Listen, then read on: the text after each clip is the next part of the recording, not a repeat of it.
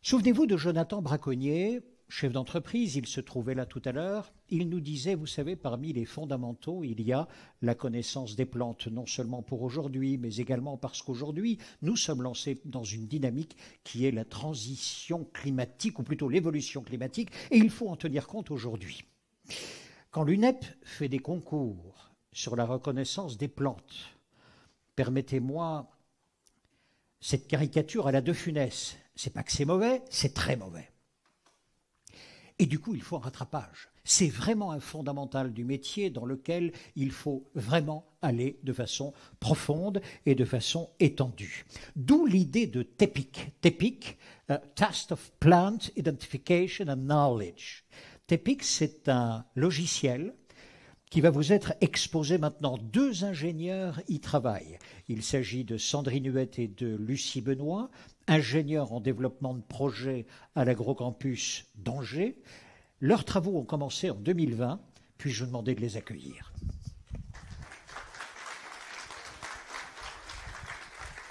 Bonjour à tous, donc Sandrine Huette pour la première partie de cette présentation, puis ensuite vous aurez Lucie qui vous en dit pas plus.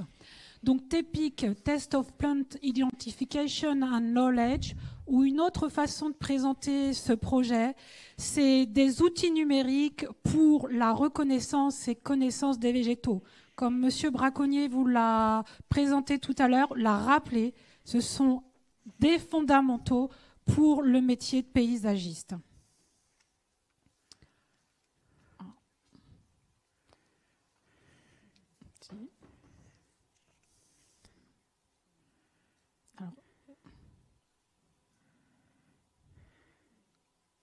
Bon, bah, tu vas le faire, Lucie.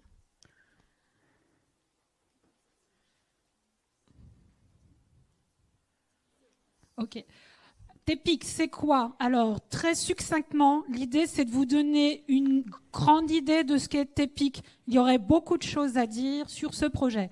TEPIC, c'est 3 supports numériques, un qui est un outil de formation pour se former et apprendre ou évaluer et s'évaluer sur la reconnaissance des végétaux. À l'opposé, il est souhaité de mettre en place un test numérique pour pouvoir attester d'un niveau de compétence sur ce domaine de la reconnaissance et connaissance des végétaux. En position intermédiaire, un autre outil numérique ou support numérique, c'est un outil qui se veut pour se préparer spécifiquement au test. Autrement dit, l'outil formation se veut beaucoup plus large sur la reconnaissance et connaissance des végétaux, et l'outil test, eh bien, sera beaucoup plus spécifique sur les listes des espèces et connaissances souhaitées pour attester d'un niveau de compétence. Point important, comme l'a souligné tout à l'heure les intervenants, les apprentissages, il faut les faire en présentiel sur le terrain. Autrement dit, TEPIC se veut en appui à la formation de terrain, qu'elle soit initiale ou continue. Donc le numérique est là pour appuyer la reconnaissance et la connaissance des végétaux. Alors, quels végétaux on parle? Par son histoire de ce projet TEPIC, il est souhaité pour l'instant que les végétaux, pour ce premier projet, eh bien, concernent les plantes cultivées. Donc, autrement dit, on est sur un TEPIC horticole.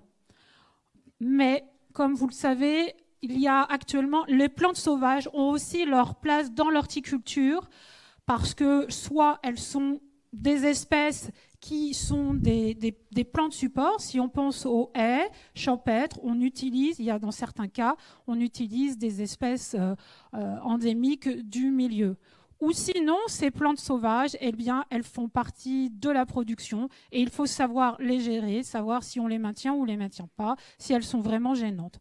Donc l'idée, c'est de se former, se tester sur ces plantes cultivées et quelques plantes sauvages. Alors ceci sous-entend que dans le lointain, il y aurait un TEPIC plantes sauvages qui, majoritairement, il y aurait des plantes sauvages et quelques plantes cultivées parce que aussi dans le milieu sauvage, les plantes cultivées ont leur place.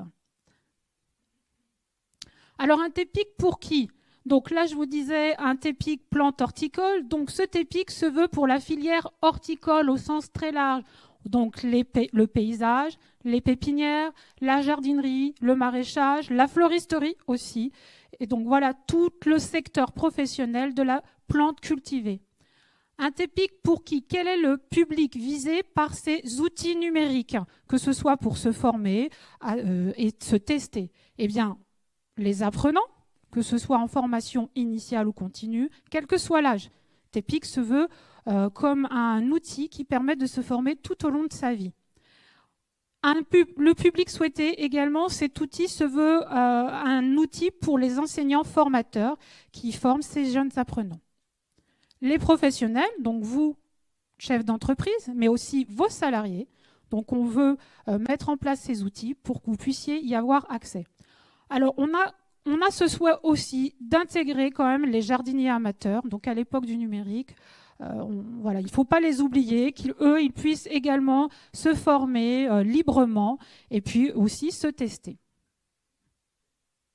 Alors, ce projet se veut construit pour et avec les acteurs de la filière horticole. Pour cela, du coup, ce projet se construit avec les fédérations ou interprofessions de l'horticulture. Donc, vous retrouvez l'UNEP, Valor, vous retrouvez donc la fédération des fleuristeries. Il y a également les jardineries.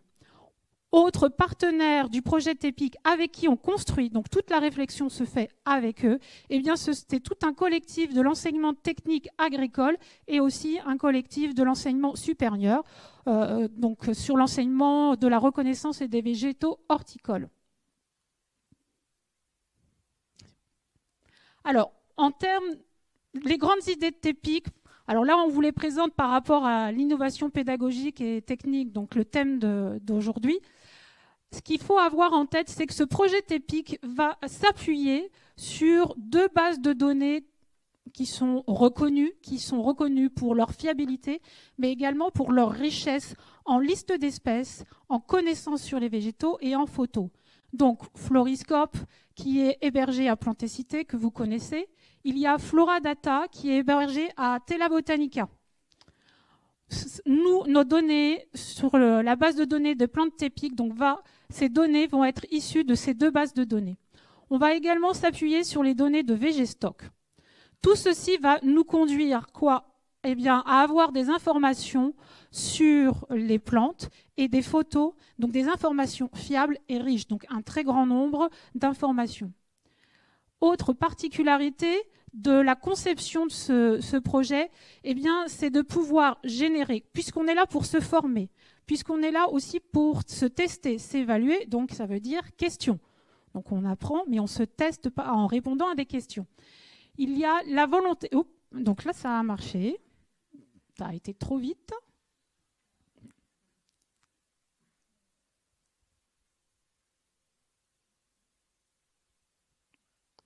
Donc il y a la volonté de créer un très grand nombre de questions possibles. Pourquoi? Parce que si vous avez affaire à des outils où il y a un nombre limité de questions, très rapidement, eh bien, il y a un phénomène d'apprentissage de la question ou de la reconnaissance de la photo. On n'est plus là, on apprend une photo, on n'apprend pas à reconnaître la plante. Donc par notre système de conception et le fait d'avoir cette base de données qui est riche en informations et en photos, on peut créer un très grand nombre de questions. À partir de cette base de données, on souhaite pouvoir classer les végétaux de différentes manières pour pouvoir apprendre les végétaux selon la manière dont on veut. Soit on les apprend par la famille et le genre, soit par catégorie végétale, mais aussi par difficulté. L'idée, c'est de commencer bas et puis pouvoir après monter progressivement dans l'apprentissage et non commencer tout de suite sur les espèces très difficiles, et ce qui est décourageant pour n'importe qui. Donc voilà, il y a plusieurs possibilités. Autre point issu de VGstock. Grâce à VGstock, on a une idée des espèces qui sont communes sur le marché aux espèces spécifiques.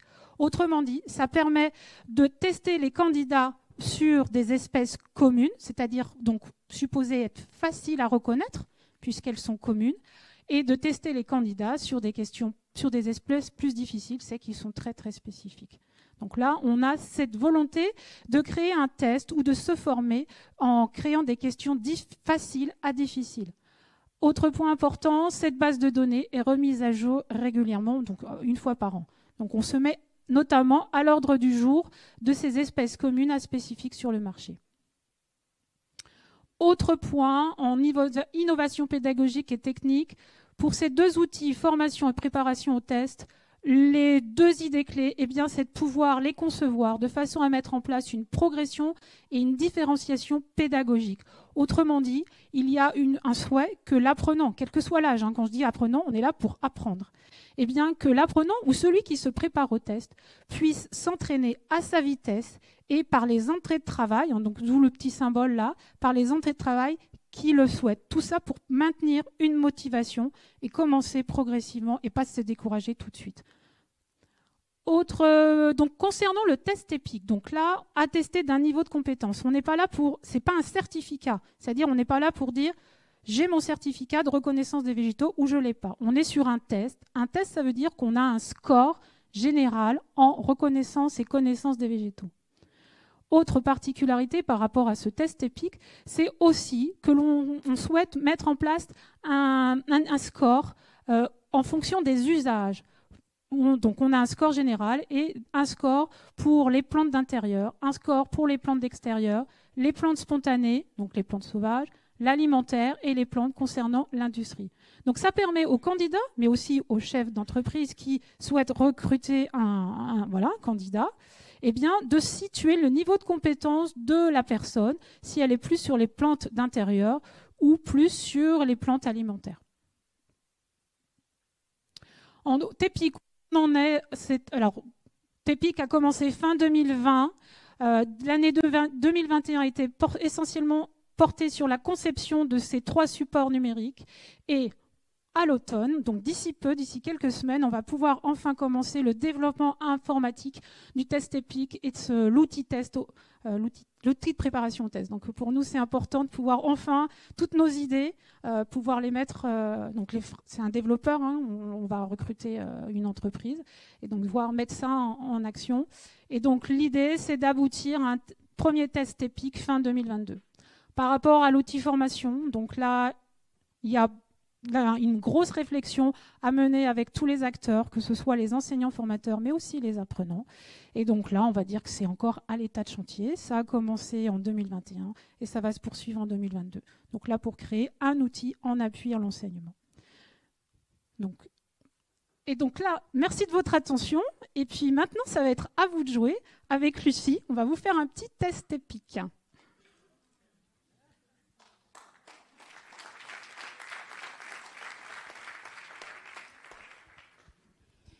Merci. Alors, je vous propose de sortir vos téléphones et de vous connecter sur le lien kahoot.it. Si vous tapez kahoot.it dans Google, vous allez tout de suite ouvrir la page.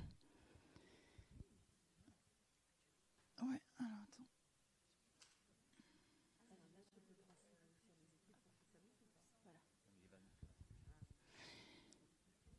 Une fois que vous êtes sur kahoot.it, vous tapez le code qu'il y a en haut là. 944356. Voilà, je vois les gens qui commencent à apparaître. Jouez avec votre voisin si vous n'arrivez pas à... Alors, ce test, on l'a conçu pour vous faire un petit exemple de ce que va être TEPIC. Alors, la plateforme, elle n'aura pas du tout cette tête-là, puisque là, on est sur Kahoot, une autre plateforme. Mais on voulait vous montrer, en fait, l'idée du test avec différents types de questions et puis différents niveaux de difficulté. Vous allez voir, ça monte crescendo, on va s'amuser. Il y a juste 10 questions, on va pas vous torturer trop longtemps, vous inquiétez pas.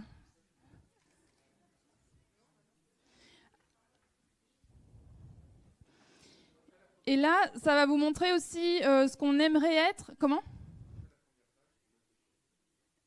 Hop, je vais voir. Il n'y a pas de problème. On démarre de loin. Ouais.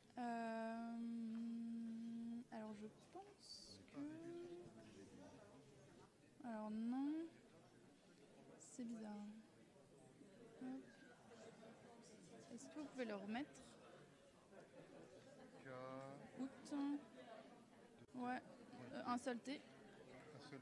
Un seul T. Ouais. .it. Non, non, non, non. Faites point. Ouais. Qui a des difficultés à se connecter. Tout va bien? Tout le monde est connecté? Parfait. Le jeu démarre dans un instant. Il y en a qui seront avantagés, Monsieur Braconnier? En fait, il ne faut pas cliquer sur un lien Google. En fait, il faut attendre que la page kahoot.it s'ouvre.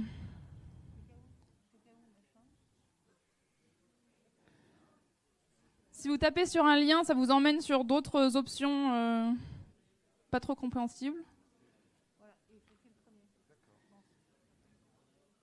Et voilà, c'est ça.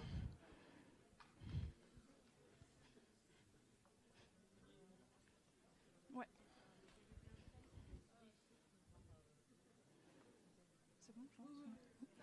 Bon, allez, on démarre. Concentration.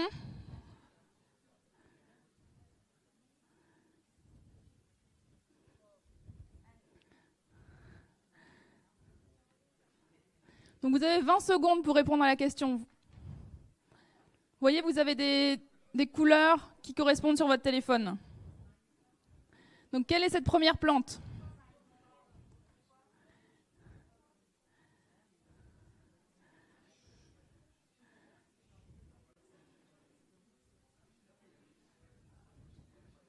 « 70 bonnes réponses quand même. Félicitations. Alors, question suivante. Ah, Thomas a été le plus rapide à répondre. Ensuite, deuxième, quelle est cette plante ?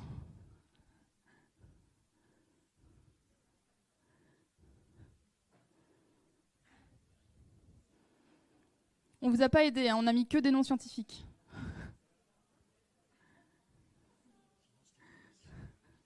C'est ça. Ah, là, il y a un peu plus d'interrogation quand même sur celle-ci. Mais bon, quand même, pas mal. Est-ce que Thomas a été le plus rapide encore ? On va voir. Eh ben non. Jo passe en première position. La troisième. Trouver Vinca minor. Alba, bien sûr. Il y a un petit piège là quand même. Hein.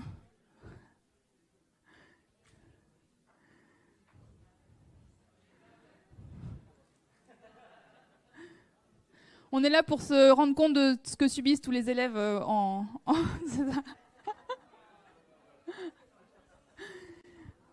Alors, c'était quoi la... Eh ben voilà, bah oui, quand même. Vous n'êtes pas tombé dans le piège. Alors là, Seb, première position. Félicitations. Et celle-ci, c'est laquelle ?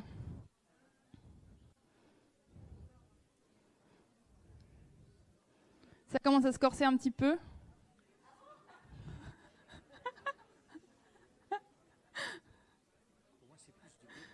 Ouais, c'est ça. Alors par ici, eh ben oui, bah c'est bien.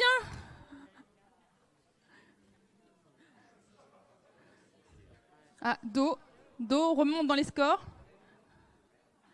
Attention, là, sortez vos claviers. Écrivez le nom scientifique de cette plante sur vos claviers. Attention, hein, on va voir les exemples de ce que vous allez taper.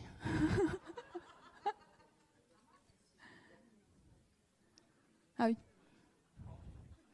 Donc là, on vous demande une réponse précise, mais pour le test, il y aura une adaptation à l'orthographe. On aura le droit à des petites... que 26 personnes qui ont osé se confronter à cette question. Pas mal, il y a de la diversité. Il y a de la diversité.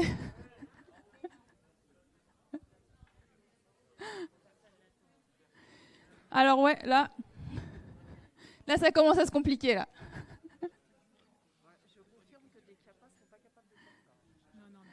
Ensuite, un peu plus facile, là. Le frésia, il est où ? Alors, je vois que les photos sont pas forcément tout à fait visibles, là, quand même. Sur notre version, on y travaillera un peu plus, hein, je vous rassure.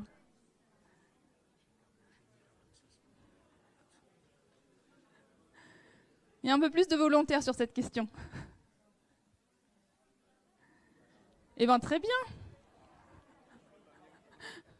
C'est bon, vous vous rattrapez, tout va bien. Ah, Laurent remonte dans les scores. Le Stakis Officinalis, il est où? Ah bah là, on voit pas grand-chose. Vous serez pardonné. Hein.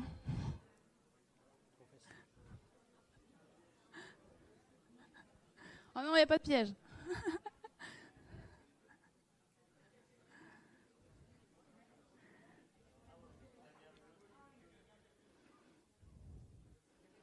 Ah ouais, quand même. Donc il y avait un petit piège quand même. Mais bon, je pense que les photos sont pas assez visibles en fait. J'ai l'impression. Ah, Simon arrive. Attention, on s'approche de la fin là. Ça se corse en chouïa.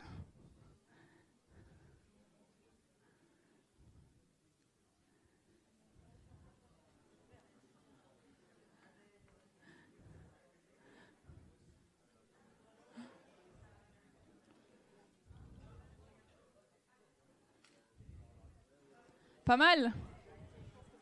Pas mal pour une réponse difficile. Ah, 9 joueurs viennent de faire un combo de 3 bonnes réponses. Félicitations à eux. Vous vous reconnaîtrez. 3 bonnes réponses à la suite, ouais, c'est ça. Alors là, celle-ci, elle est pas sympa. Allez-y.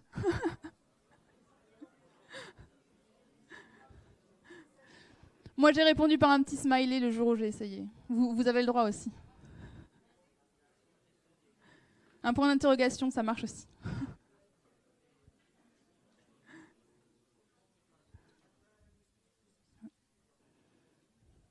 Donc là, on monte en niveau de difficulté. Hein. C'est pour vous montrer un peu l'idée qu'on a derrière la tête. Pas mal. Un joli tapis vert. Oui, c'est ça. Encore une fois, on va dire que c'est un problème orthographique. Et la dernière question. Alors, on est toujours Simon est toujours en tête des scores. Et la dernière, un peu plus facile, mais toujours un peu délicate quand même. Qu'est-ce que c'est que celle-ci ?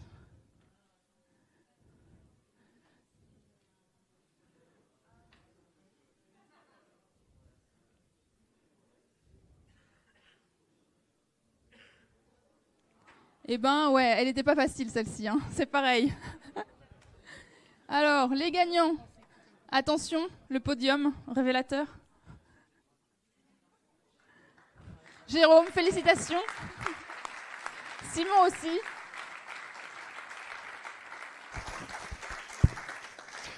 CV. Alors, j'aimerais que Jérôme, Simon CV se lève. Merci qu'on vous voit. Jérôme. Ouais, merci beaucoup, Jérôme. Bravo. Bravo. Simon. CV. Bravo, bravo, bravo. Félicitations. Et merci pour votre participation et on a hâte de vous montrer la vraie version.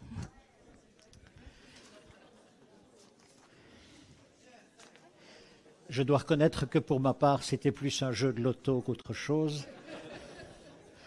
Ce qui montre effectivement la science que cela impose et la connaissance que cela impose, bien sûr. Nous sommes donc, et vous venez d'y participer, nous sommes donc dans un siècle technique, un siècle technologique. Conception, aménagement, entretien, tous les secteurs du paysage, des jardins et du paysage sont concernés et toutes les technologies, bien sûr, s'y infiltrent. Comment sensibiliser les apprenants aux innovations technologiques? Voilà la question qui est posée à la table ronde qui va suivre. Je vais, comme tout à l'heure, donner les noms. Je vais vous demander, mesdames et messieurs, si vous êtes cités, de bien vouloir venir prendre place. Madame Émilie Fabier, formatrice en technique paysagère au CFA de Romans-sur-Isère. Merci beaucoup de prendre place. Madame Selma Philippe, directrice du CFA Val d'Oise.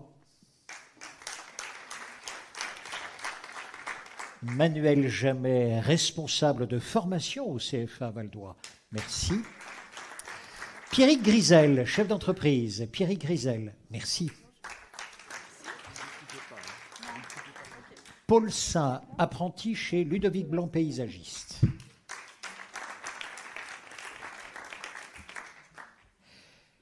Et également Régis Triolet, animateur national du réseau Horticulture et Paysage. Merci beaucoup de prendre place.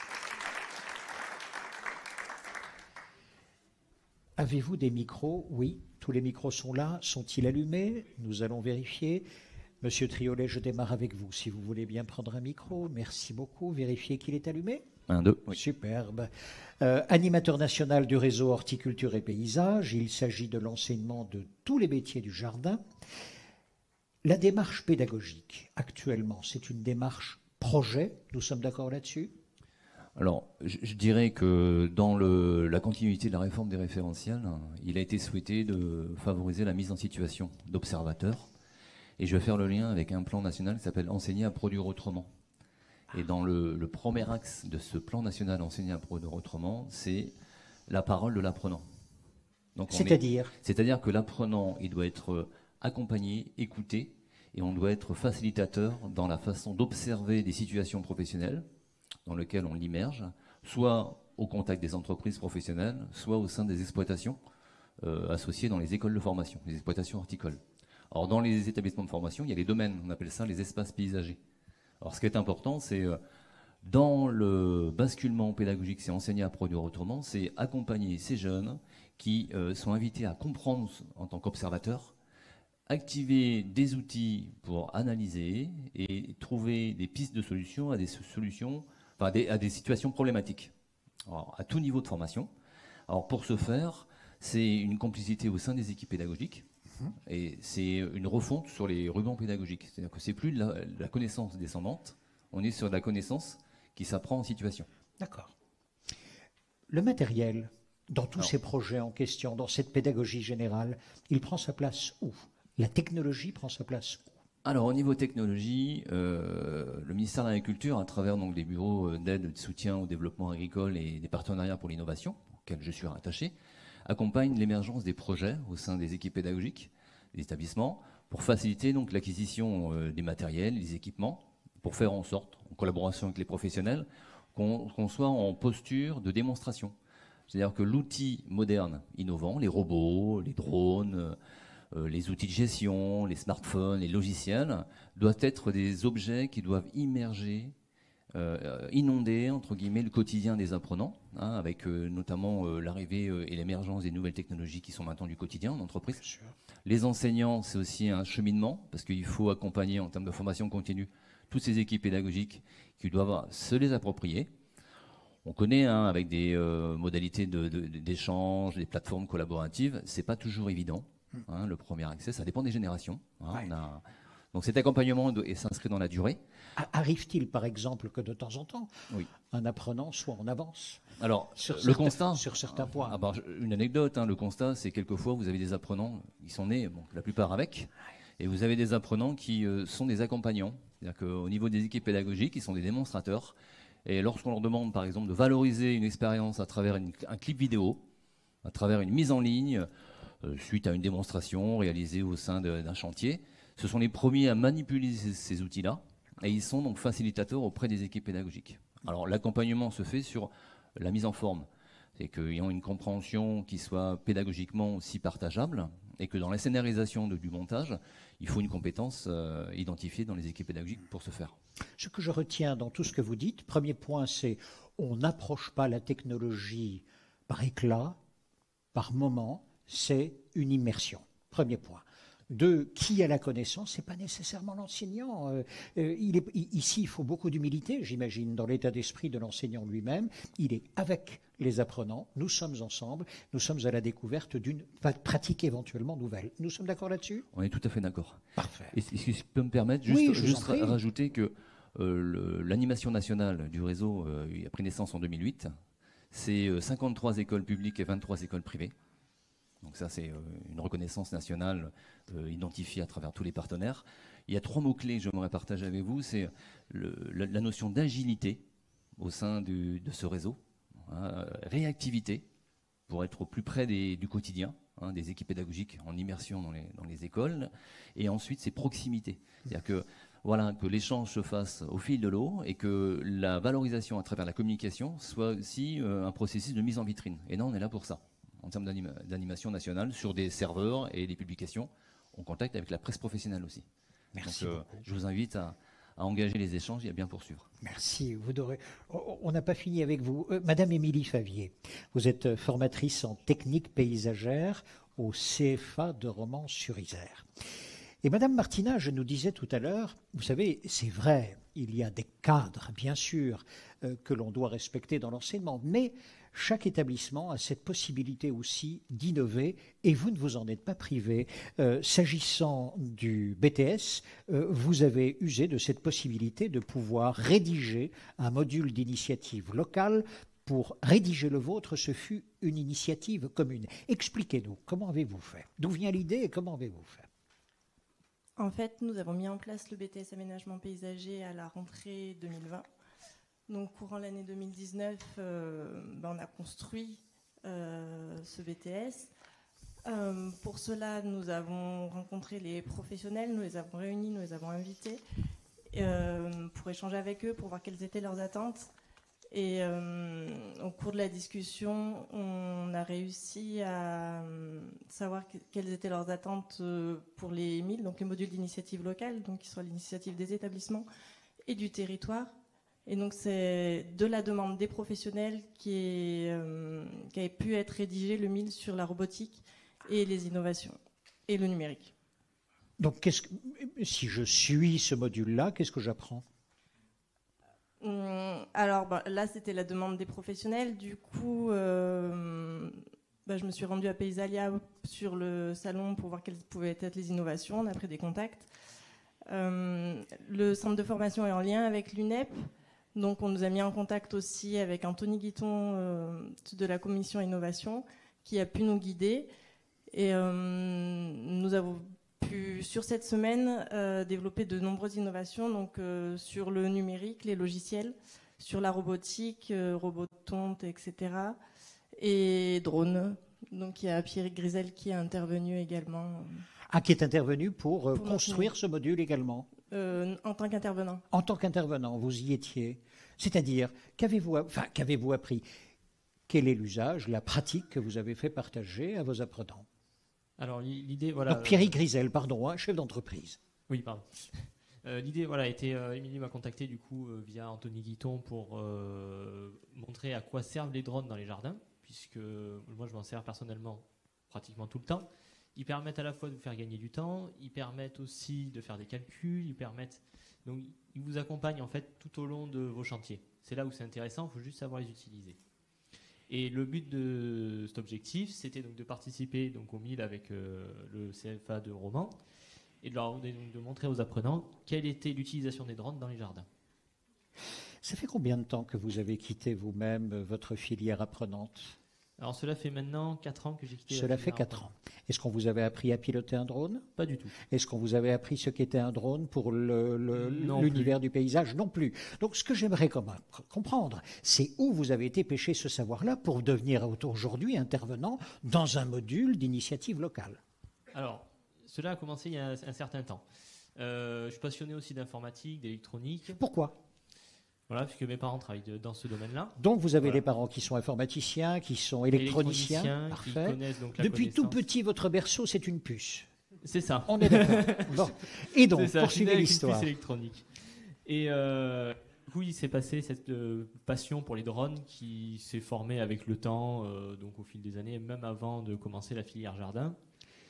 Et un jour, j'ai dit, faut passer à l'étape supérieure. Donc j'ai acheté un drone qui coûtait quand même assez cher. Et au départ, c'était pour faire des vidéos avec des amis. Au final, il est rentré dans la société quand je l'ai monté en même temps. Et il a commencé à servir à faire de la cartographie 2D et 3D. Voilà. Mais comment vous avez appris ça? Vous avez appris ça avec des tutoriels? Vous avez appris ça? C'est ça. Ça a été, on va dire, de l'auto-apprentissage et du tutoriel. Tout a fonctionné comme ça. Et au fur et à mesure, j'avance tous les jours. Et le but, c'est d'apprendre seul, en fait. Je me débrouille. C'est vraiment de l'autodidacte et de réussir à utiliser cette machine au quotidien. Émilie Favier, comment vous avez connu Pierrick ? Vous l'avez contacté parce que vous l'aviez dans votre fichier, parce qu'il était un chef d'entreprise dont vous saviez qu'il pilotait des drones ? Non, le drone ne s'est pas encore énormément développé dans la filière, donc j'avais quelques pistes, mais rien qui se concrétisait, donc c'est grâce à Anthony Guiton qu'on a été mis en contact. D'accord, on vous a dit, mais il y a un jeune qui est exceptionnel là-dessus. Je poursuis avec vous. Vous avez donc votre brevet de pilote. Voilà, donc effectivement, donc l'année dernière, j'ai passé mon brevet de pilote de drone. Donc c'est une licence qui se déroule via la DGAC.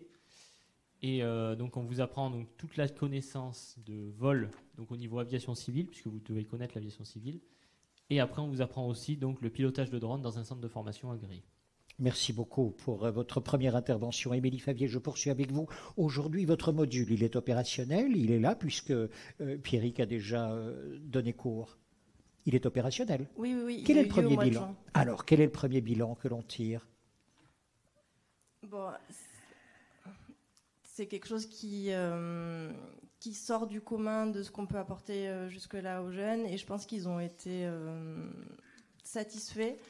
Ça leur a permis une ouverture, des idées et des propositions de tête dans les entreprises, et en tout cas de voir des choses qui ne sont pas toujours habituelles dans leurs entreprises. Et qui ne sont, voilà, c'est ça. Donc autrement dit, ici, le module d'enseignement que vous avez mis au point, contient un certain nombre d'assemblages de pratiques que l'on ne trouve pas nécessairement déjà ou encore en entreprise. C'est bien ça l'idée ? C'est ça, oui. Merci beaucoup. Paul Saint, vous êtes apprenti, BTS Aménagement paysager, lycée horticole de Terre d'Horizon dans la Drôme. C'est bien cela. Oui. Vous avez participé à ce module de formation CFPPA ? Oui, c'est ça. Oui. Ah, vous l'avez suivi, vous ? Oui, je l'ai suivi. Bon, vous avez piloté des drones ou pas ? Non. Votre enseignant était juste à côté de vous, si je comprends bien. Oui, on était à côté. L'un des enseignants. Oui. Donc, racontez-nous ce module en question. Qu'avez-vous découvert ? C'était, comme vous dites, une grande découverte parce que ça nous a vraiment permis de nous ouvrir sur les nouvelles technologies qu'il peut y avoir dans les entreprises du Lesquelles, paysage. concrètement, nous aimerions les... Comme par exemple les Le drones. drone, quoi d'autre ? Après, par exemple, aujourd'hui, tout ce qui est technologie dans les jardins, donc gestion des arrosages tout intégré avec gestion à distance, ou par exemple aussi, on a pu avoir l'entreprise Urban Sense, qui est située à Versailles, et qui, eux, placent des sondes tensiométriques au pied des racines des arbres, et qui nous permettent de faire un suivi de leur développement. Est-ce que c'était des technologies que vous soupçonniez ? Non, pas du tout. Pas du tout. Donc là, quel a été votre état d'esprit quand vous avez approché ces premières découvertes techniques ? C'était beaucoup de curiosité, parce que c'est vachement intéressant, on va dire. Après, il y en a certaines qui nous plaisent plus que d'autres, mais c'est vrai qu'on a pu quand même capter, ou j'ai pu quand même capter vraiment des choses qui m'ont plu et qui me rendent d'autant plus intéressant la formation et de continuer et poursuivre ça. Est-ce que l'évolution de votre trajectoire change ou est-ce que vous en faites une autre idée encore par rapport à celle initialement que vous aviez ? Oui, elle évolue tout le temps en fait, du coup, parce que comme on est en constante découverte, c'est là où c'est difficile de se projeter, parce qu'on a toujours de nouvelles idées, de nouvelles choses qui arrivent. Du coup, c'est pas compliqué, c'est plaisant aussi de se dire qu'on a une certaine ouverture sur le monde du paysage, et là, elle y est. Dans le module construit par Madame Favier et son équipe, dans ce module en question, est-ce que vous avez déjà eu la possibilité d'apporter des éclairages dans l'entreprise éventuellement où vous êtes apprenant ? J'en ai discuté avec eux, enfin je leur ai transmis, on va dire, ce qu'on m'avait transmis pour surtout les informer, parce que je suis dans une toute petite entreprise, donc on n'a pas forcément en fait appliqué encore. Mais vous avez partagé. Voilà, j'ai partagé. Est-ce que ça vous passionne plus aujourd'hui encore, finalement ? Je ne me suis pas trompé de filière, quoi. C'est vraiment sympa. Oui, ça m'aide et ça me passionne toujours autant, quoi. Dernière question, est-ce que vos collègues, vos amis, ceux qui partagent la même trajectoire professionnelle, s'en trouvent eux aussi plus bouillants, plus passionnés ? Parce qu'il y a de la technique, parce qu'il y a de la technologie. Oui. Chacun a su, je pense, trouver dans les interventions qu'on a eues une intervention qui leur a vraiment plu et qui leur permette de, comme vous dites, bouillonner et continuer, on va dire. Je vais le dire encore autrement. S'il n'y avait pas cette partie technique particulièrement intéressante, seriez-vous toujours dans la filière du paysage? Oui, quand même. Ah, voilà, ok, Parce parfait. qu'il reste quand même les bases du paysage. Bien sûr. Et là, c'est comme on dit, c'est l'innovation, c'est les nouvelles technologies. Donc c'est en plus, et c'est ce qui nous permet, on va dire, de continuer d'évoluer, qui nous donne encore plus envie. Mais on a quand même les bases qui sont là et c'est ce qui nous plaît aussi. Vous appréciez la cerise, mais vous aimez le gâteau. Voilà, c'est ça. Merci beaucoup. Merci pour votre premier témoignage. Selma Philippe, vous êtes directrice du CFA agricole de Val-d'Oie. C'est près de Belfort. Une équipe de 30 formateurs, 250 apprentis. Comment faites-vous pour être à la pointe de la technique qui coûte cher? Alors, moi, toute seule, je peux rien faire. Voilà, tout simplement. Je ne suis pas technicienne, je ne suis pas paysagiste. Donc, je m'appuie énormément sur les équipes, dont les retours sont très, très précieux. Ils se nourrissent au quotidien, en fait, via une veille qui peut être liée à de la littérature technique, mais également toutes les visites techniques qui peuvent être faites, les salons professionnels. Et à chaque retour de salon professionnel, j'ai une petite liste avec les éléments qui pourraient être abordés ensemble, voire investis. Et je crois que là, ça doit faire à peu près 4 ans qu'on investit tous les ans à l'issue de ces visites techniques. Vous êtes seul décisionnaire sur ces investissements? En collégial avec l'équipe pédagogique, bien sûr. Mais oui, en grande partie, oui. Juste à vos côtés, Emmanuel Jamet, si vous êtes formateur technique en aménagement paysager et coordonnateur précisément du BTS aménagement paysager dans ce CFA agricole de Val-d'Oie, quels sont les matériels dont vous disposez aujourd'hui? 4 années d'investissement, 4 années de prospection, de veille, de vigilance. Et aujourd'hui, quel est votre parc, si je puis dire, et que pouvez-vous faire? Alors, en fait, on remarque un petit peu avec le recul qu'on est parti dans 2 directions. La première, c'est les nouvelles technologies au service de la créativité et de la conception. Et puis la seconde, c'est les nouveaux moyens techniques plus respectueux de l'environnement. Donc on a investi sur du matériel électrique. Alors ça fait déjà quelques années maintenant que c'est dans le paysage. Mais on a investi récemment pour l'achat d'un engin, de 2 engins de chantier, une mini-pelle 2,5 tonnes et un chargeur de 5 tonnes 100% électrique. On a investi aussi en parallèle sur des simulateurs de conduite, ceux que vous avez en démonstration à côté. On a également développé un bureau d'études pédagogiques pour que nos jeunes puissent travailler un petit peu la créativité avec les nouvelles technologies, donc à travers des logiciels de réalité virtuelle. Ouais. Et puis on a aussi développé un petit peu l'utilisation des drones pour la photogrammétrie, donc le relevé topographique à l'aide de l'utilisation des drones. Est-ce qu'il est aisé de faire ces choix? Parce que j'imagine d'abord, il y a le prix, bien sûr, il y a le coût de la machine, il y a l'investissement, mais il y a aussi la vitesse de développement. J'imagine que les fabricants que vous rencontrez vous disent « Oh là là, on a ça en magasin » et vous pistez déjà, vous flairez déjà la suite, non? Alors un petit peu, c'est vrai que les choses vont très vite. Et puis ça demande du temps aussi de nous-mêmes nous former, de découvrir ces nouvelles technologies, de savoir si réellement elles vont impacter la filière ou pas. Et c'est vrai que voilà, le temps est une de nos contraintes pour pouvoir développer et appréhender ces nouveaux outils. Mais c'est par contre, on trouve le moteur dans une certaine... Enfin, je veux dire, c'est motivant aussi pour nos équipes de découvrir ces nouvelles technologies, d'essayer de les faire découvrir à nos apprentis. Et puis, notre petit défi, c'est aussi de nous dire, si finalement l'apprenti qui est chez nous, quand il retourne en entreprise, il partage quelque chose qu'il a découvert au CFA et il l'apporte finalement à son entreprise, et le pari est un peu gagné. Vous est-il parfois arrivé de stopper une décision, de dire pas tout de suite, attendons, d'avoir plus de tempérance que d'empressement, de vous dire laissons encore filer la technologie, elle n'est pas encore aboutie, ce n'est pas le moment d'investir là-dessus? Alors, je vous en prie, toutes les deux. Alors oui, ça arrive. Manu m'a ramené une petite plaquette sur les exosquelettes, par exemple, l'année dernière. Bon, il est encore sur mon bureau, j'expertise un peu, j'ai vu aussi une entreprise près de Vesoul qui visiblement pourrait être un support aussi de travail en collégial autour d'un projet d'exosquelette. Donc pour le moment, on ne s'est pas lancé et rué sur le produit qui est encore tout neuf et puis qui est encore un petit peu binaire aussi dans l'approche. Donc on prend un peu de temps aussi et puis on voit aussi les priorités. Moi, je voudrais juste ajouter le fait que Ces investissements sont aussi apporter une légitimité des centres de formation auprès des entreprises. Et ça, c'est quand même important parce que là, on est tous ensemble, le monde est merveilleux. Dans la réalité, l'école est toujours à côté de la vie. Et ça, c'est un élément qui, pour moi, est toujours un peu blessant parce que. C'est-à-dire à côté de la vie. On est protégé en fait. On est protégé. On ne connaît pas la pression de l'entreprise, le chiffre, le rythme. Et pour moi, il est important que nos jeunes qui sortent de chez nous puissent apporter aussi un autre regard sur l'évolution du métier, et puis qu'on montre qu'on est aussi proactif et qu'on est attentif à cette évolution de la filière au sens large. Monsieur Triolet, vous vouliez ajouter sur ce point-là, s'il y a un micro à votre portée? Oui, merci beaucoup. Et après, Madame Favier? Oui, donc je voulais simplement rajouter le fait que l'une des missions de nos écoles de formation, c'est d'être des lieux de démonstration et d'expérimentation.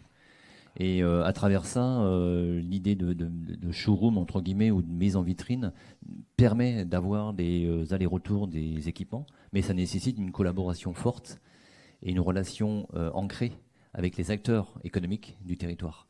Donc d'où une concertation régulière et intégrer aussi la notion de vétusté quand même assez courte de ces équipements. Et la course aux nouvelles technologies, peut-être que c'est pas la priorité. La priorité, c'est l'adaptation justement au changement. C'est comment on fait le choix pour acquérir ce type de technologie, pour quel objectif et pour quelle viabilité économique. Parce qu'on est dans un monde quand même dans lequel viabilité économique est quand même une entrée majeure pour garantir aussi la pérennité des emplois. Donc, et l'évolution notamment des compétences face à l'émergence des nouvelles technologies nécessite une remise en cause systématique, et les formations continues sont faites pour ça aussi auprès des acteurs de l'enseignement agricole.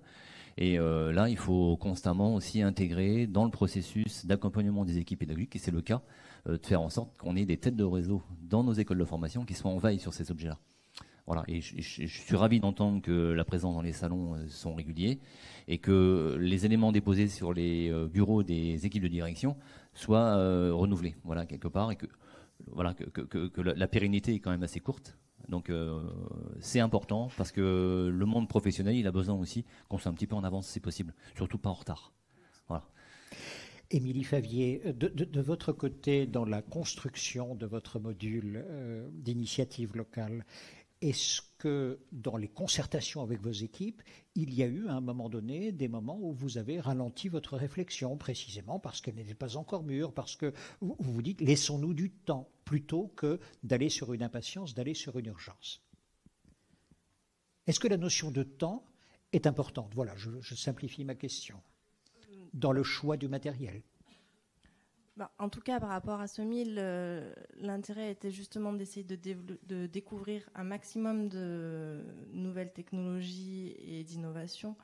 Donc, pour ce mille-là, non, on n'était pas dans prendre le temps, mais dans essayer de couvrir l'ensemble des innovations pour justement, ce qu'on disait, comme les entreprises sont diverses et les attentes étaient diverses tant par les jeunes que par les entreprises, c'est pour pouvoir répondre à... qu'il y ait au moins une des innovations qui puisse être intéressante dans une entreprise ou pour un des jeunes, quoi. Donc on n'était pas dans... Merci beaucoup. Dans quelques instants, mesdames et messieurs, les questions seront pour vous. Allons-y, j'aimerais interroger nos jeunes. Pierre Grisel, je repars vers vous tout d'abord. Vous avez eu l'intention, donc, il y a 3 ans, de construire votre entreprise. Tout à fait. Dans les métiers du paysage. Pourquoi? Alors que vos parents sont informaticiens ou électroniciens. Qu'est-ce qui vous attirait? Alors, j'ai toujours été à l'extérieur et je cherchais un métier qui restait quand même dans l'extérieur et qui se rapprochait quand même du monde de l'agriculture. Et il y avait 2 idées de métier et donc il y avait soit de l'agriculture, soit le paysage. Voilà. J'ai été un peu orienté vers le paysage aussi. Vous ne le regrettez pas? Je ne le regrette pas du tout. Parfait. Vous êtes dans la région de Marseille? C'est ça, je suis près de Marseille. Et pour l'instant, vous travaillez seul? Et je travaille tout seul. Ma question est la suivante. Travaillant seul, vous avez vos clients. Quels sont les matériels que vous avez déjà acquis? Comment travaillez-vous? Où placez-vous la technologie et pourquoi? Alors, les matériels acquis, voilà, le but de la société, c'est vraiment, vu que je travaille beaucoup avec de l'électronique, c'est qu'elle soit le plus moderne possible. Je ne dis pas que c'est la meilleure solution. Tout l'outillage que j'utilise, que ce soit sur l'entretien, sur principalement ou la créa, c'est que de l'électrique. Ce qu'il faut savoir, c'est qu'il y a différentes aussi, il la manière d'utiliser du matériel électrique ne s'utilise pas comme du matériel thermique. Il faut penser aujourd'hui, on pense encore à cette idée d'autonomie de batterie. C'est vrai que les batteries, en fait, elles sont en permanence, utilisées. Et vous n'avez pas, en fait, vous pouvez pas refaire le plein d'essence comme vous voulez. Eh oui, bien voilà. sûr. Donc il faut prendre en compte les temps de charge et les temps de décharge. Voilà. Et ces temps-là, il faut les connaître pour pouvoir ensuite arriver à finir la journée avec ces batteries. Donc il faut anticiper. Il y a une certaine anticipation. D'accord. C'est comme avec les voitures électriques d'ailleurs, c'est pareil si vous voulez faire un grand trajet. Premier point. Donc, et vous travaillez avec du matériel électrique? Et je travaille qu'avec du matériel électrique. C'est un choix? C'est un choix. C'est un choix. Donc vous avez plusieurs batteries, vous vous débrouillez. Voilà, c'est ça. Et où sont vos innovations techniques personnelles? Je vous en prie. Alors, l'innovation technique personnelle. La première chose d'une entreprise, c'est vraiment de gagner du temps et le tout, de mon idée personnelle, de vraiment s'épuiser le moins possible.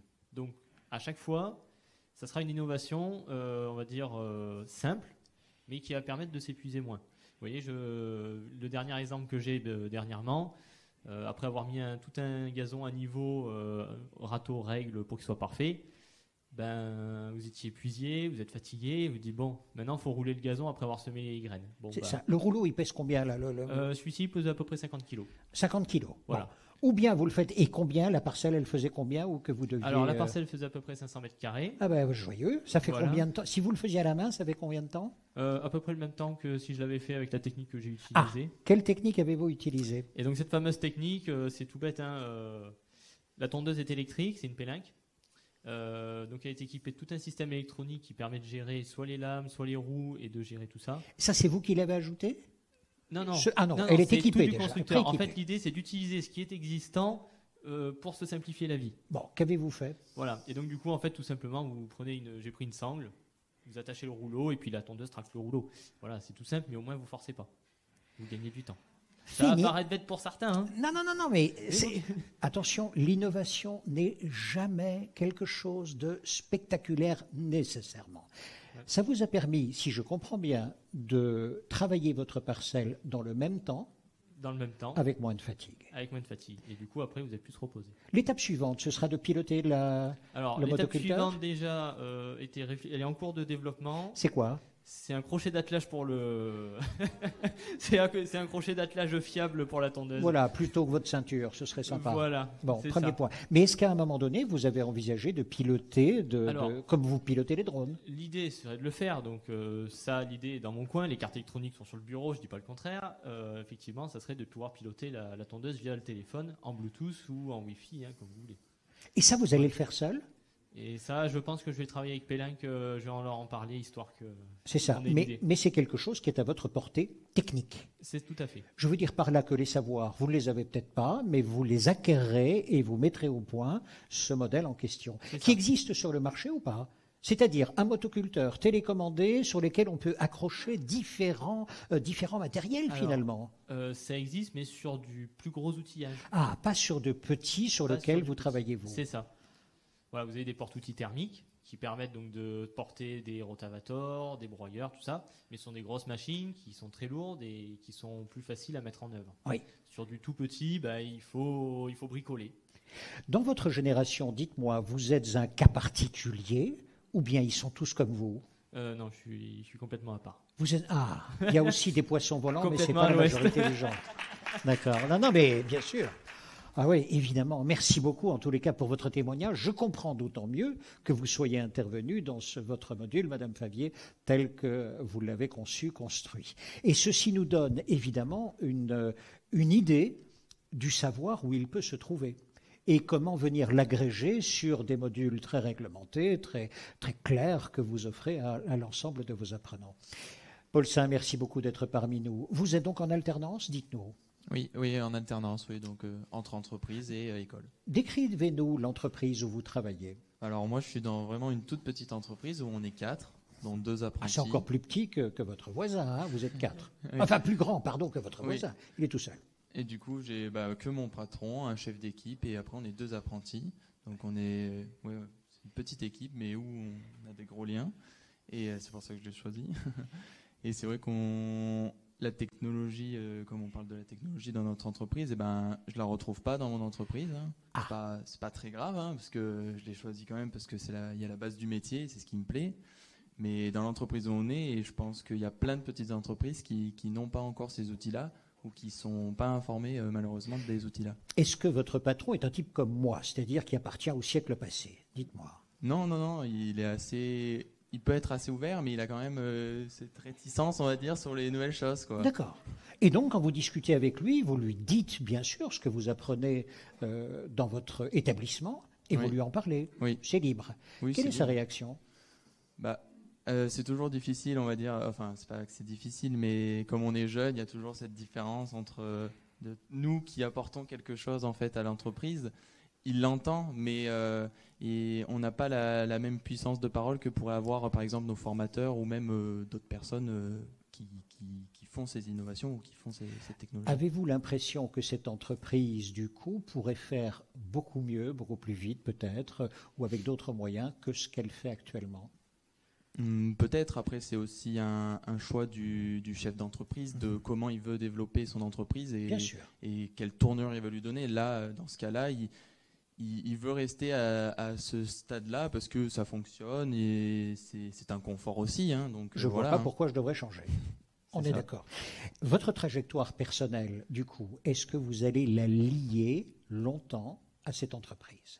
Non, je pense pas. J'en ai discuté avec lui et comme je lui ai dit et c'est qu'en fait moi j'aimerais continuer, évoluer et être dans une entreprise où ils sont ouverts et où ils veulent mettre en place des nouvelles choses. Alors technologie, c'est pas forcément du numérique, hein, c'est des petites choses comme on dit depuis tout à l'heure.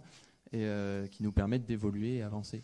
Iriez-vous, par exemple, à Marseille, chez un jeune chef d'entreprise, un certain Grisel, par exemple, mais vous voyez l'idée, l'esprit, oui. Une entreprise telle que celle-là, vous iriez ou pas? Peut-être, oui. Après, les drones, je suis pas très drone, hein, c'est pas que j'aime pas, hein, mais oui, dans cette dynamique-là. Dans cette dynamique-là, c'est ça que je veux dire, bien sûr. Ça vous plaît, c'est quand même, vous dites, il y a plein de choses à faire, à découvrir. À inventer peut-être? Oui, à inventer, mais il y a tellement de choses et il y a tellement de petites choses aussi qui existent depuis déjà longtemps et qu'on peut mettre en place et qui ne le sont pas encore. Merci beaucoup pour votre témoignage. J'ai une toute dernière question pour vous tous. Les fabricants eux-mêmes sont en contact avec les usagers des matériels. Autrement dit, sont en contact aussi avec vos établissements, mais pas seulement, avec les entrepreneurs, etc. Ils anticipent et donc leurs prochains modèles répondront normalement aux usages qu'ils anticipent. Dites-moi, comment parvenez-vous à être dans l'actualité technique, l'actualité technologique? C'est ça ma question. Je vous en prie, Monsieur Triolet. Bien, ça tombe bien parce que c'est bien dans mon domaine de compétences.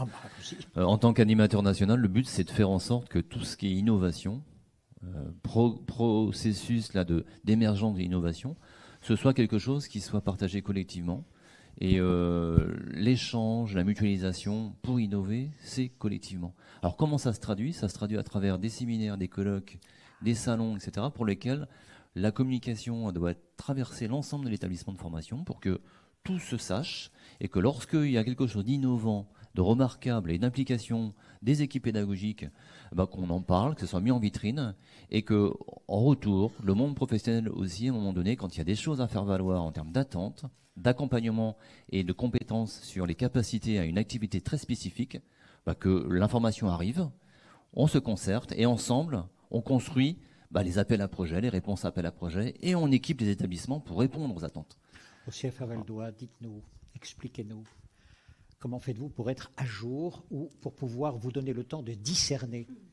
Je pense que ça a déjà été évoqué, mais c'est vrai que les salons professionnels comme Paysalia sont vraiment le temps fort pour nous dans la formation, de pouvoir nous rendre là-bas. On envoie aussi nos apprentis dans ces salons avec cette idée qu'eux aussi puissent essayer de détecter ce qui leur semble être nouveau, novateur, ce qui a trait aux nouvelles technologies ou pas, mais des choses qu'ils n'auraient pas encore vues, qui leur semblent intéressantes, parce qu'ils ont aussi un regard qui est riche pour nous en retour.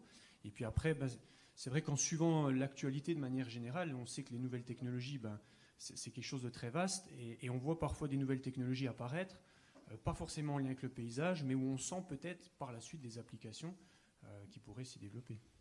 Merci beaucoup. Mesdames et messieurs, questions.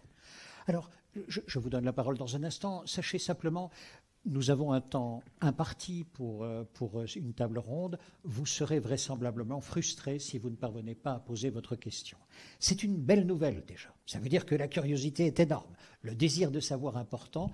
Vos intervenants restent toute la journée et vous pourrez bien sûr, sur les pauses, au temps de midi, etc., pouvoir poursuivre le dialogue. Je vous en prie, Monsieur Braconnier, je vais vous emprunter un micro. Merci beaucoup. Question. Merci à tous pour votre intervention. Je voulais juste connaître éventuellement ton âge, Pierrick. Laquelle? Ton âge à toi. Quel âge tu as? Aujourd'hui, j'ai 24 ans. Vous voyez, tout à l'heure, je vous parlais jeunesse. On est en plein dedans. Et notre évolution, nos métiers, demain, on sera obligé de passer par là. Il y a quelque chose sur lequel je pense qu'il faut qu'on soit amené à réfléchir. Aujourd'hui, on vient à se dire... 15-16 ans, on parle orientation des jeunes et on va essayer de faire en sorte d'avoir un métier attrayant. Pierrick, il a eu un parcours différent. Il a été déjà passionné par l'électronique, par l'informatique et ensuite il s'est rattaché au paysage. Donc en fait, pour moi, le public à capter, il va être entre 5 et 15 ans, l'étape d'avant. Comment on fait pour intéresser les jeunes à notre métier, à notre profession, mais dès le plus jeune âge et peut-être en passant par des leviers plus moderne, plus générateur d'envie, parce que là on voit que le parcours il est atypique, mais peut-être que ce sera des parcours qui vont se répéter. Une réaction parmi vous? Il faut aller chercher des plus jeunes, il faut aller entre 10 et 15 ans. Moi je dirais qu'il y a une opportunité qu'il faut développer, c'est les temps d'échange dans les établissements de formation, notamment les portes ouvertes, etc. C'est faire en sorte que les jeunes publics soient aussi des cibles. C'est pas simplement que le public est en âge d'être des futurs clients, même si j'aime pas trop ce mot-là, mais aussi bien les CFA, CPPA. Mais il faut que ça soit quelque chose qui soit un lieu d'accueil familial. Voilà, c'est le tout tissu familial. Souvent, le meilleur ambassadeur, c'est le grand frère ou la grande sœur qui a découvert un établissement, qui a vécu une expérience et qui peut, à travers notamment le partage dans sa famille, parce que accueil dans un établissement, c'est aussi découvrir le vivant, à travers les démonstrations et ce que produisent les élèves en situation. Et peut-être que c'est une des entrées, c'est ces fameuses portes ouvertes à tous, et une bonne communication pour le faire savoir et accueillir tout le monde. Je vous en prie, madame. Après, moi, je trouve que c'est peut-être un petit peu une anticipation peut-être très très forte en fait, parce que globalement les jeunes viennent quand même pour la filière paysage avec le désir du paysage. Je suis pas sûre que ce soit l'innovation qui leur fasse vibrer en soi, mais les deux effectivement conjoints sont formidables et doivent certainement susciter des vocations chez certains jeunes. Moi, de ce que je peux observer quand même chez les jeunes, c'est qu'ils sont pas hyper à l'aise avec l'outil informatique en soi.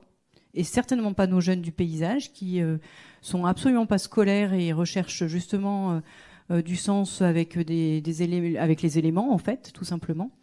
Et on voit quand même dans le fonctionnement, nous on a 2000, on a un 1000 qui est plutôt orienté espace naturel et puis un 1000 conception. C'est très clivant en fait ces deux choix et on voit bien que nos jeunes ont des aspirations très liées à la nature et puis d'autres qui sont un petit peu issus de gamers, etc. et sont beaucoup plus à l'aise avec ces outils de conception, notamment Lumion. Mais je sais pas si le paysage, alors ça serait très présomptueux de ma part, je suis pas paysagiste et pas visionnaire du tout, mais il me semble pas que ce soit la seule entrée, l'innovation en soi. Et c'est pas une fin en soi, c'est un outil et c'est indispensable, je pense, pour être au cœur de l'évolution et puis être force de proposition. Et tu parlais justement de fatigabilité aussi. Il faut penser au corps. Hein. Le paysagiste, c'est son premier outil, c'est son corps. Donc, c'est aussi, il faut quand même que l'innovation soit au service de l'humain et qu'on n'oublie pas que c'est ça l'objet initial. Enfin, il me semble. En tout cas, moi, c'est dans ce sens-là qu'on part sur nos investissements dans le centre, à la fois pour légitimer le centre, pour respecter aussi les jeunes en lien avec la formation et l'évolution. Bien évidemment qu'on n'enseigne pas un BTS comme il y a 15 ans. Il a évolué, il doit être coloré aux évolutions. Mais il faut garder le sens, pour moi, en tout cas, de cette formation. Merci et le pilier, beaucoup. c'est bien le paysage. Merci beaucoup, madame, pour votre remarque. C'est exactement la démarche également de Pierrick. Pierrick se pose d'abord un problème, non pas un problème de technique, mais un problème comment m'économiser. Je vais le dire pour moi-même, je suis feignant, comment ne rien faire, si la machine peut le faire. Mais la machine n'est pas nécessairement faite pour cela. Et c'est ensuite que se pose le problème technique, bien sûr. Bravo, merci beaucoup. Votre question, monsieur. Dans la formation, on a donc le contenu par le référentiel et on a la forme par l'intervenant qui va nous transmettre son savoir et qui va animer le contenu, en fin de compte. Moi, quand j'interviens, par exemple, dans des entreprises pour faire de l'entretien, et que je vois le conteneur à déchets, et que je suis devant ce conteneur à déchets, j'imagine plein de choses de ce que je pourrais faire de ces déchets, parce que je suis un créatif. Et donc, dans le monde, il y a des gens qui sont plus créatifs que d'autres. Moi, je pense qu'il serait intéressant d'exploiter peut-être cette piste-là, c'est-à-dire que ces gens qui sont créatifs et qui viennent d'univers différents, de cultures différentes, c'est de les inviter, en fin de compte, dans nos univers et que nous aussi, on est dans leur univers pour, en fin de compte, ouvrir l'horizon et puis, quelque part, donc, explorer des nouvelles pistes et qui peuvent nous emmener à un moment sur l'innovation, quoi, et puis des choses nouvelles, parce qu'on a des œillères, on est formaté dans un système et, quelque part, cette transversalité, elle peut être intéressante. Et puis également, je voulais poser la question aussi par rapport au partage de l'innovation. Quand on a une idée de génie, est-ce qu'on doit la garder pour soi et l'exploiter au mieux dans son intérêt, ou est-ce qu'on doit la partager? Moi, je pense que tout ce qui est partage, ça permet de faire monter le niveau de compétence de la profession. Et à l'UNEP, on a la chance d'avoir un club d'échange de savoir et donc de pouvoir se rencontrer et partager. Mais c'est aussi un débat à explorer, quoi. Vous aviez Merci beaucoup pour votre témoignage déjà. Aviez-vous une question particulière? Celle-là du partage? Oui, c'était est-ce qu'il faut partager? Quel est votre point de vue par rapport à ça? Est-ce que l'innovation, je pense que dans le monde de l'enseignement, on est là pour partager, donc j'imagine que la réponse est déjà orientée. Mais... Je vous en prie, madame. Alors, je vais livrer mon point de vue, mais qui reste vraiment que le mien.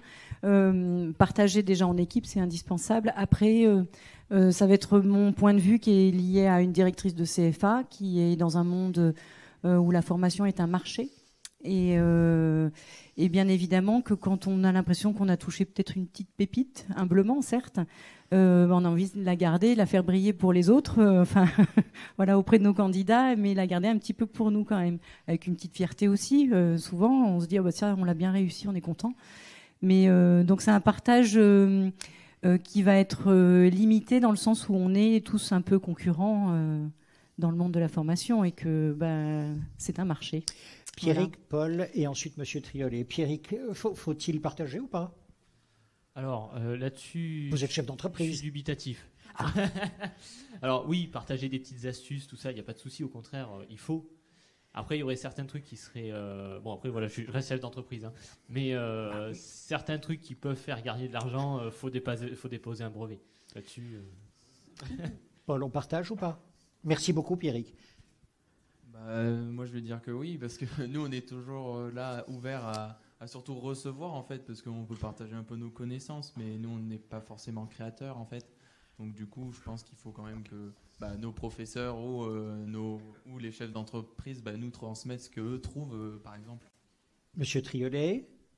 Moi, je vais l'exprimer en donnant une image. C'est-à-dire que, quelque part, ce dont l'enseignement agricole a besoin, c'est que tout se mette en vitrine. Quelque part, il faut faire savoir ce qui se passe. Par contre, je rejoins ce qui vient d'être dit, c'est un monde économique qui doit trouver une viabilité économique, un équilibre. Donc tout ce qui est du domaine des compétences, du savoir-faire interne, c'est ce qui concerne le magasin. Donc restons sensibles, conservons ce qu'il y a dans le magasin, il faut le nourrir, il faut le faire progresser, mais améliorons les vitrines. Merci beaucoup. Merci. Dernière question. Madame, présentez-vous et votre question. Bonjour, Alexandra Langevin, CFPPA de l'Allier. Donc je suis un petit peu... ravi de tous ces témoignages, puisque nous, on est centre de formation en BTS, essentiellement, à part apprentissage.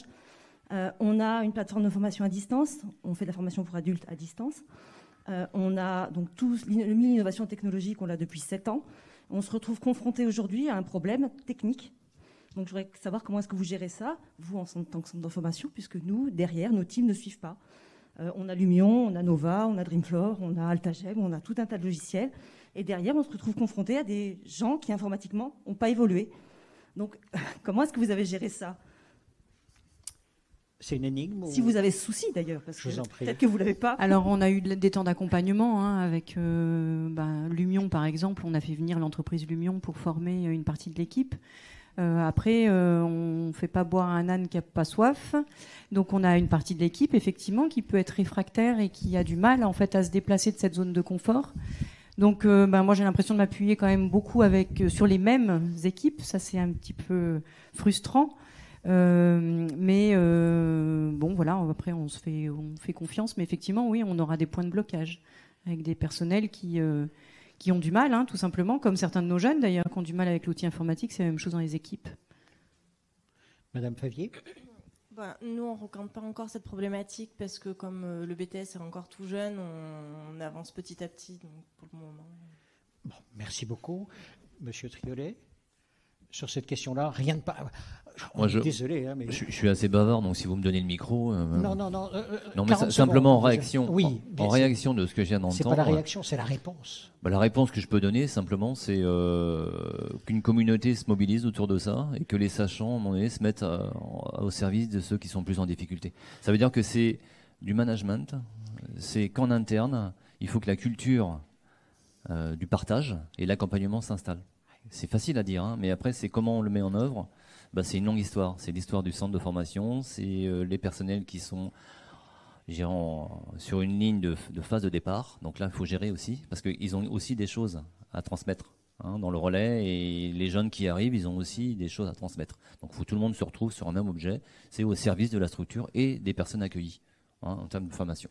Et puis peut-être que les apprentis, en tout cas les apprenants, sont le meilleur moteur en fait, pour se faire déplacer quand même dans nos zones de confort et aller découvrir d'autres contrées un peu plus difficiles pour certains. Mais en tout cas, moi, c'est ce que j'ai pu observer. On a acheté des immenses tablettes tactiles, des grandes tablettes tactiles sur l'ensemble des salles, et on a des personnels qui étaient très embêtés avec cet outil. Donc on a formé, mais finalement ce sont les jeunes qui ont débloqué toutes les situations qui pouvaient bloquer certains formateurs à l'usage de cet outil. Donc parfois il faut peut-être lâcher un peu du lest et puis laisser les jeunes œuvrer aussi dans cet échange de pratiques en fait. Merci beaucoup, mesdames et messieurs. Je vais vous demander d'applaudir vos intervenants. Merci beaucoup.